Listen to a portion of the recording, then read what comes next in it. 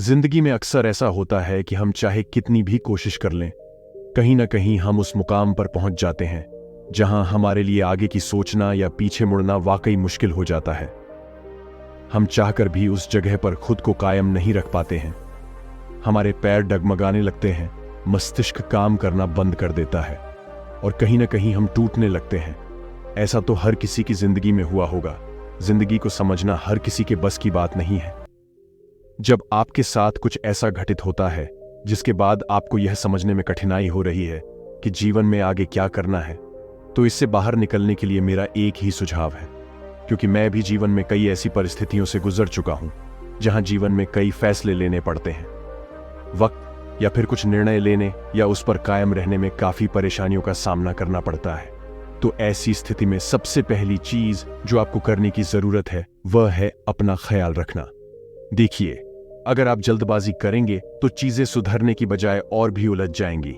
यदि आप गुस्से में काम करेंगे तो चीजें कभी नहीं सुधरेंगी। और यदि आप धैर्य खो भी दें और टूट भी जाएं, तब भी आप उस स्थिति से बाहर नहीं निकल पाएंगे। ऐसे में आपको बस धैर्य रखना होगा।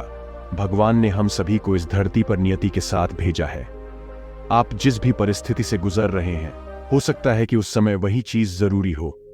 हालांकि उस समय यह सोचना बहुत मुश्किल होता है, लेकिन अगर आप किसी तरह ऐसा करने में सक्षम हैं, आप खुद को यह विश्वास दिलाने में सक्षम हैं कि यह समय धीरे धीरे बीत जाएगा और मैं फिर से इन परिस्थितियों से ऊपर उठ सकूंगा, तो आप निश्चित रूप से उन परिस्थितियों से बाहर आ सकते हैं।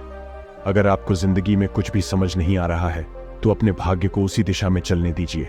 क्योंकि मुझे खुद इस बात का एहसास हुआ है कि जब भी मेरा कोई काम अटक जाता है, चाहे वह कितना ही जरूरी क्यों ना हो, मैं कोशिश भी करूं तो कुछ समय के लिए भी वह काम कभी आगे नहीं बढ़ पाता।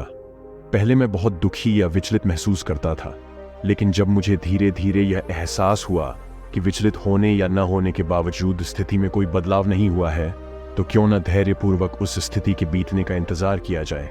क्योंकि जीवन के हर पन्ने को समझ पाना हमारे लिए संभव नहीं है।